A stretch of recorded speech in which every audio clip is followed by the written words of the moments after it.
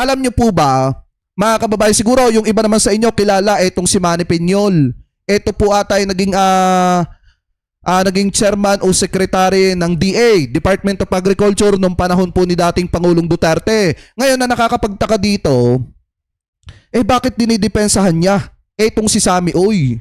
Or etong si Samuel Uy, mga kababayan, na hinihinalang nagpifinance o nagbibigay ng dividendo dito po sa mga Duterte dahil sa pagprotekta ng mga Duterte sa negosyo ni Samuel Uy o ni Sammy Uy patungkol po sa ipinagbabawal na bato. So ngayon na nakakapagtaka dito, talagang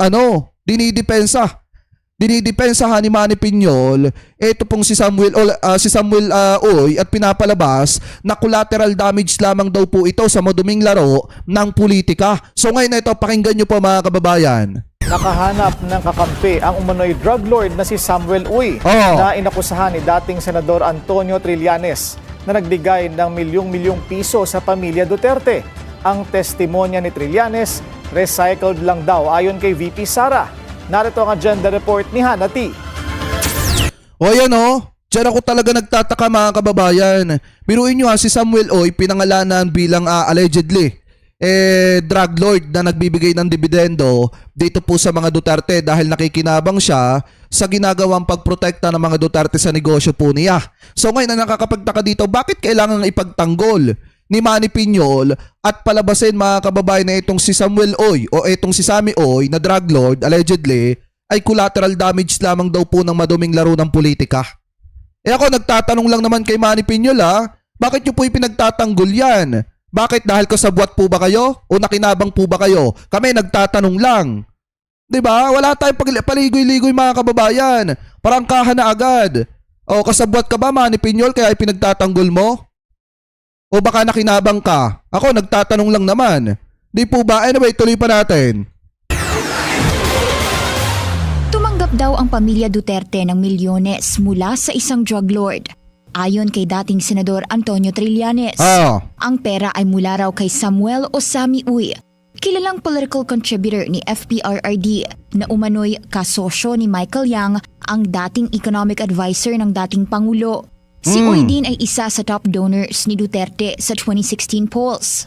Si Yang naman ang siyang naiuugnay sa Formally at Pogo controversy, kabilang ang umano'y bilyones na halaga ng illegal drugs na nakumpiska sa isang bodega sa Pogo compound sa Porac, Pampanga. Sa records ni Trillanes, tumanggap daw si VP Sara ng nasa 22.3 million pesos in total mula. At saka take note mga kababayan, yung mga transaksyon po na yan ay kinumpirma ng AMLAC. At naging suspicious transaction pa nga mga kababayan yung iba dyan. So ngayon, paano masasabi na ito pong si Sammy Uy ay collateral damage lamang po na maduming laro ng politika? O paano nasabi ni Manny Peñol yun? Maliwanag nga na yung bawat transaction mga kababayan na binabanggit ni former Senator Antonio Trillanes ay kinumpirma po ng AMLAC. Ibig sabihin, talagang nagbibigay ng dividendo itong si Samuel Uy dito po sa mga Duterte. Dahil nakikinabang siya sa proteksyon ng mga Duterte sa negosyo niya. 'Di ba? Kaya nakakapagtaka dito kay Manny Peñol, bakit niya pinagtatanggol? Nakinabang po ba siya? Kaya tayo napapatanong. 'Di ba? Anyway, tuloy pa natin. Kay Uy sa tatlong magkakahiwalay na petsa mula 2011 hanggang 2012. Nasa 15.66 million pesos naman ang tinanggap umano ni FPRRD sa loob ng 3 separate dates mula 2011 hanggang 2013. Si Davao City Mayor Baste Duterte naman, nasa halos 51.6 million pesos umano ang tinanggap mula 2012 hanggang 2013. 38.8 million pesos naman ang kay Congressman Paulo Duterte na hinati sa 4 transactions mula 2011 hanggang 2012. At ang pinakamalaking amount na natanggap ay kay Honilet Avancenia na longtime partner ni FPRRD, kasama na rin ang transactions sa bunsong anak na si Ketty. 5 transactions daw ito ni Uy sa kanila na in total ay nasa 53.3 million. Sa kabuuan, nasa 181.65 million pesos ang tinanggap daw ng pamilya Duterte mula sa umano'y drug lord. Diba? Kinumpirma ng Anti-Money Laundering Council ang nasa 2 check transactions ni Uy kay VP Sara na nasa 14.8 million pesos. So paano masasabing biktima o collateral damage ito pong si Sammy Uy sa maduming politika o maduming laro ng politika. O paano nasabi ni Manny Peñol yan? Ayan o, maliwanag nga sinabi dito, kinumpirma ng AMLAC, yung binabanggit ni former Antonio Trillanes, ni former Senator Antonio Trillanes, na transaksyon ni Sara Duterte na hinihinalang galing kay Samuel Uy. Di po ba mga kababayan? Kaya nga nakakapagtaka etong si Manny Peñol. Ano kaya po nakainito at bakit ipinagtatanggol yung hinihinalang drug lord na yon na si Samuel Uy? Diba? Anyway, tuloy pa natin. Sa At the Forefront ng Bilyonaryo News Channel, sinabi ng isa sa mga defense lawyer noong corona impeachment trial na si Attorney Jude Roy, questionable ang pagtanggap ng pondo ng isang public official mula sa private citizen.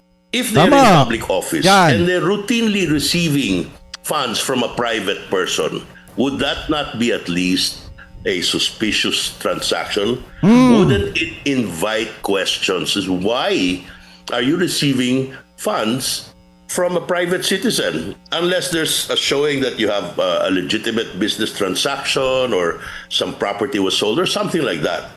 Kaya palagay ni Roy, magandang pagkakataon ang impeachment proceedings ng House Justice Committee para sagutin ang defense. Tsaka wala na mga kababayang wala nang masasabi pa yung mga DD shit dyan. Nasa sa kanila na lang kung magpapakatanga sila dito sa mga Duterte.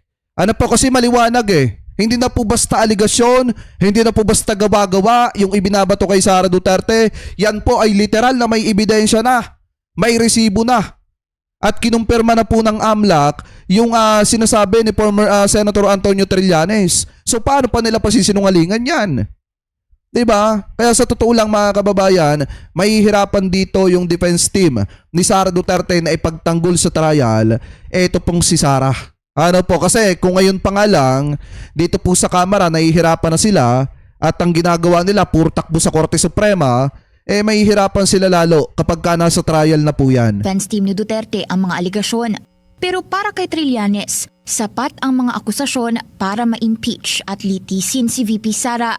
Hindi lamang ito ay malinaw na paglabag sa konstitusyon at sa iba't ibang batas ng bansa, kung hindi malinaw din na naglalagay sa malalim na pagdududa sa kanyang personal na integridad at kakayahan o moral capacity upang patuloy na magsilbi bilang pangalawang Pangulo ng Republika. Dati na rin daw sangkot si Uy sa operasyon ng mga Shabu Laboratory sa Davao City. Diba? Ayon na rin sa naunang impormasyon ng self-proclaimed Davao Death Squad member na si Arturo Las Cañas. Kaya Manny Peñol, mag-isip ka na napakaraming beses. Alam niyo, sa totoo lang mga kababayan, nung panahon ni dating Pangulong Duterte, okay naman na itong si Manny Peñol kasi nagsilbi po yan mga kababayan sa Department of Agriculture. Diba, maraming may mga nagawa din naman kahit papaano. Ito pong si Manny Peñol. Ang nakakapagtaka lang kasi dito, bakit nung ang pinag-uusapan na ito pong drug lord na si Sammy Oy, bigla ang ipinagtatanggol na at bigla ang kumakampi na itong si Manny Peñol kay Sammy Oy at pinapalabas na biktima ng maduming laro ng politika. Kailan pa naging biktima yung drug lord mga kababayan na sinisira yung kinabukasan ng mga kababayan Pilipino po natin na kabataan? Diba? Tapos ngayon na nakakapagtaka, itong si Manny Peñol na matagal na panahon na nanahimik, biglang magsasalita at ipagtatanggol si Sammy Oy. Ano meron? Diba? Anyway, tuloy pa natin. Tinanggap bilang testigo ng ICC si Las Cañas sa kaso ni FPRRD doon. Kailanman ay hindi itinanggi ni Duterte ang mga paratang ni Ginoong Las Cañas na makailang beses na lumabas sa publiko. Hindi pa matukoy kung nasaan si Uy at kung may pending criminal case siya ngayon. Dinipensahan naman ni dating Agriculture Secretary Manny Peñol si Uy. Bagamat kinumpirma ni Peñol na old friend daw ni FPRRD si Uy, collateral damage daw siya. Alam daw ni Peñol na politics is a dirty game, pero sobra na raw ito. Unbelievable kung ituring pa ni Peñol ang umano'y involvement ni Uy sa droga. Bilang tugon naman sa mga akusasyon ni Trillanes, sabi ni VP Sara, malinis daw ang service record niya at mistulang recycled narrative daw ito ni Trillanes. Hindi sumipot si VP Sara sa impeachment proceedings sa Kamara nang ilantad ni dating Senador Sonny Trillanes ang mga nalalaman niya tungkol sa umano'y bank transactions ng pamilya Duterte. Para sa agenda, Hannah Tia, Bilyonaryo News Channel. Kasi sa totoo lang mga kababayan, ito pong si Manny Piñol matagal po itong nanahimik eh.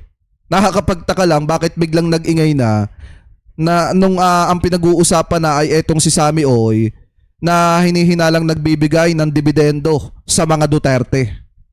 'Di ba? Kasi hindi naman pwedeng sabihin collateral damage yan. Drug lord nga yan mga kababayan, allegedly.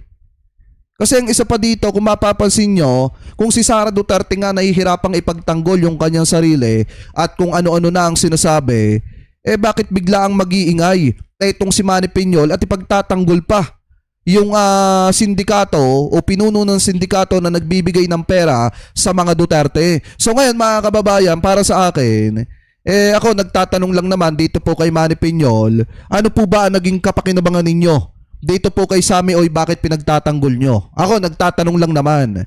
Kayo po ba? Baka kasabwat po kayo. Nagtatanong lamang po kami. Ano po kaya ang totoo doon? Di ba mga kababayan?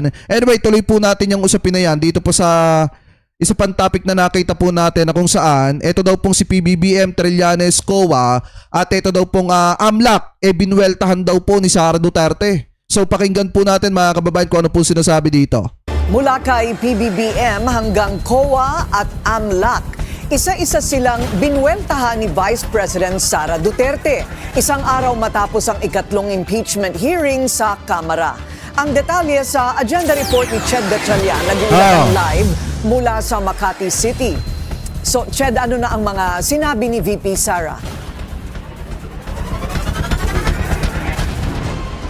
Corina, muling binanata ni Vice President Sara Duterte ang Marcos Jr. administration isang araw matapos ihayag sa House deliberations na hindi umano nagtatali ang bilyong pisong bank transactions ni VP at ng kanyang asawa sa kanyang salin.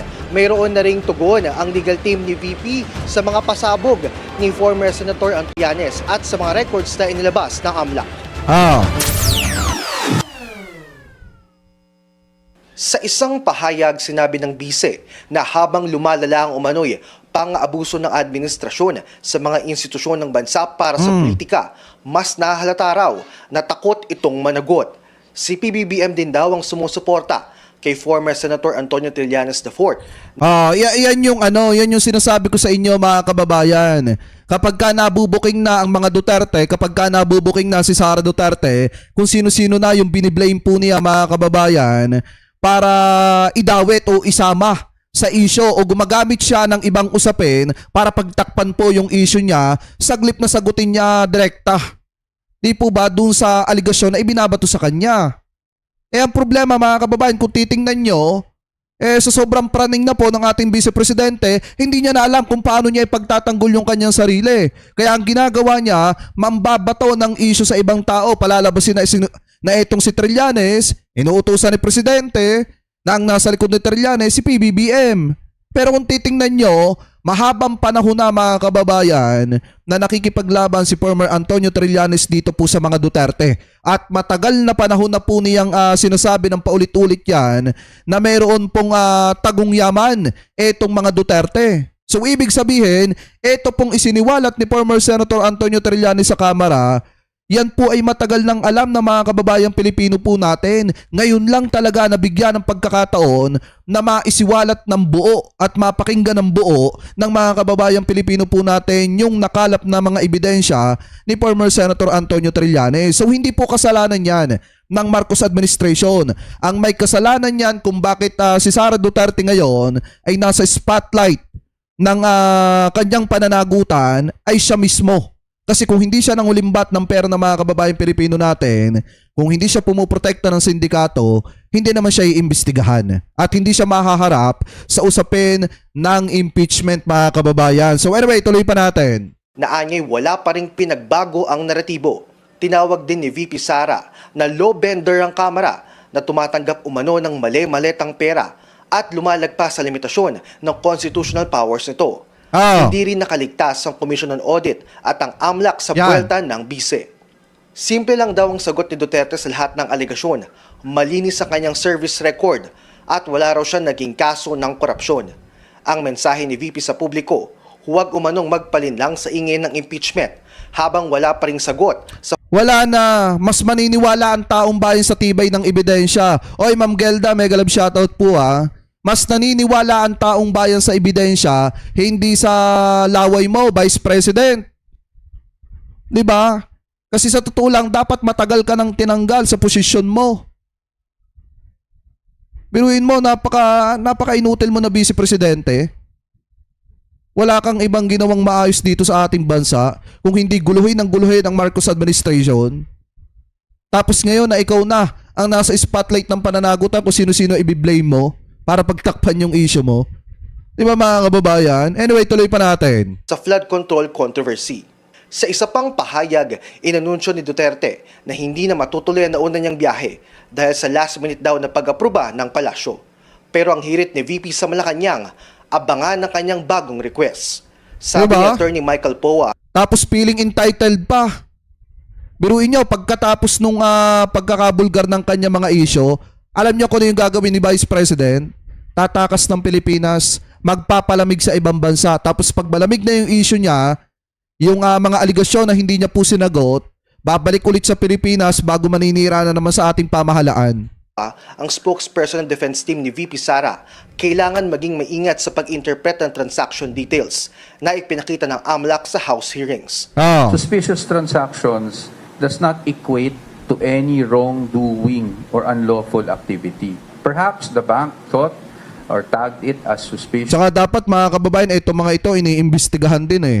Yung mga malalapit kay Sara Duterte, dapat iniimbestigahan po yan kasi baka mamaya ginagamit ni Sara Duterte na dami account itong mga taong ito.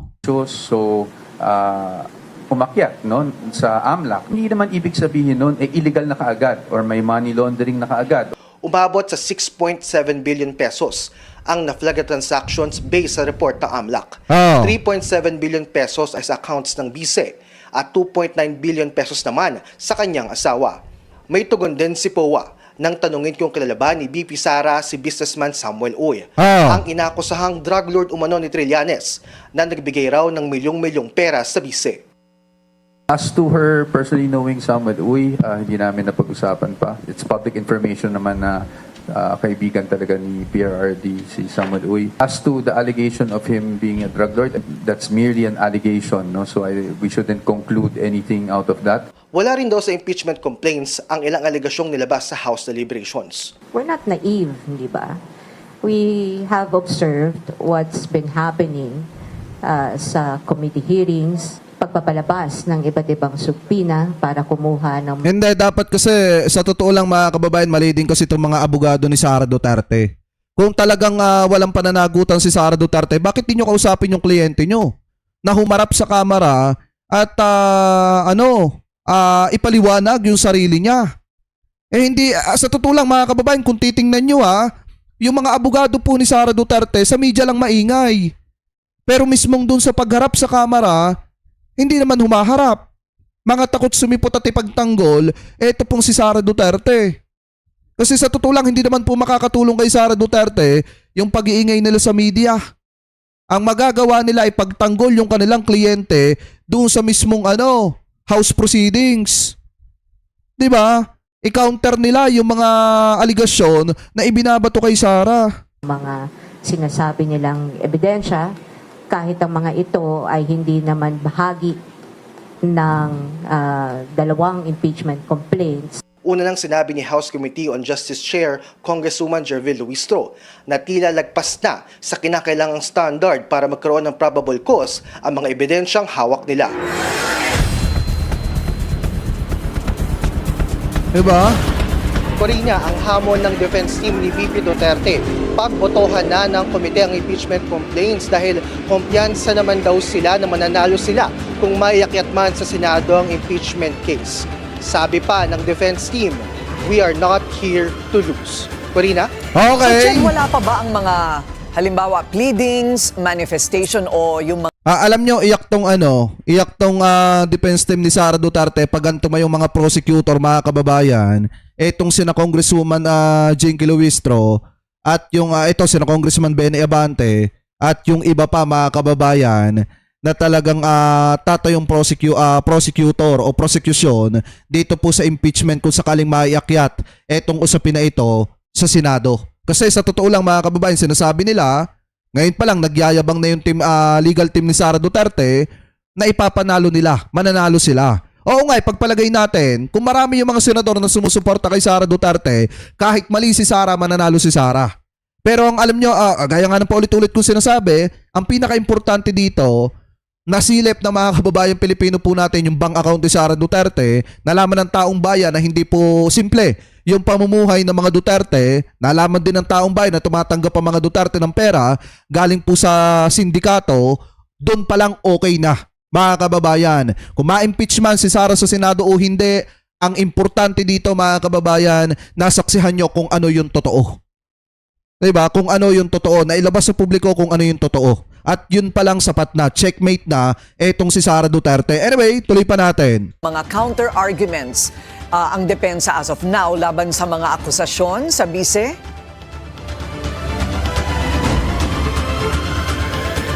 Yan yung paulit-ulit natin na tinanong kanina sa defense team. Talagang maingat sila. Pero sa ngayon, hindi pa daw nila masasabi na wala pa silang magiging manifestation.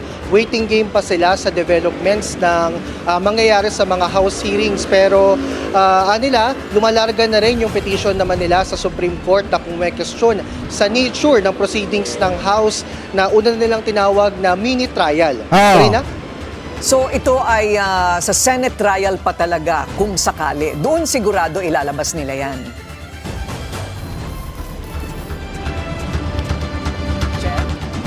Yun ang sinasabi nila na parang ang dating nga ay talagang doon yung game face on ng defense team. Talagang di ngayon pa lang mga kababayan, ilagay nyo na loob nyo. Yung mga DD-shit dyan. Ngayon pa lang, ilagay nyo na loob nyo na mai-impeach po talaga si Sara Duterte sa pangalawang pagkakataon dyan sa Kamara. Ano po yung mga DD-shit dyan na hindi pa nakasubscribe? Ngayon pa lang mag-subscribe na kayo kasi may impeach na si Sara Duterte sa Kamara sa pangalawang pagkakataon. Kasi biruin nyo, wala nang balak umattend ang legal team ni Sara Duterte doon po sa sinasabi nilang mini trial na nagaganap daw sa Kamara. At hihintay na lamang nila yung yung article of impeachment na mai-transmit sa Senado at doon daw po sila haharap. So ngayon, ito na isang patunay na sa pangalawang pagkakataon, mai-impeach po itong si Sara Duterte. Pero gaya nga ng sabi ko, wala na tayong pakialam dyan. Nailabas na yung bank record ni Sara Duterte, nailabas na yung katotohanan na tumatanggap sila ng pera galing sa sindikato. Yun palang mga kababayan sapat na para sabihin sa mga kababayan Pilipino po natin na mag-isip kayo ng mabuti pagdating ng 2028 presidential election. Kung iboboto nyo ba yung isang tao na yan na allegedly protector ng sindikato. Ano po, anyway, tuloy pa natin. hinihintay na nila dahil doon daw nila matetest kung tunay ba o may credibility ba yung mga evidence na present sa mga nagdaang House hearings at sa darating pang House hearings dito. So, Ched, sa April 29, ano naman ang mga maaasahan ng legal team ng VP?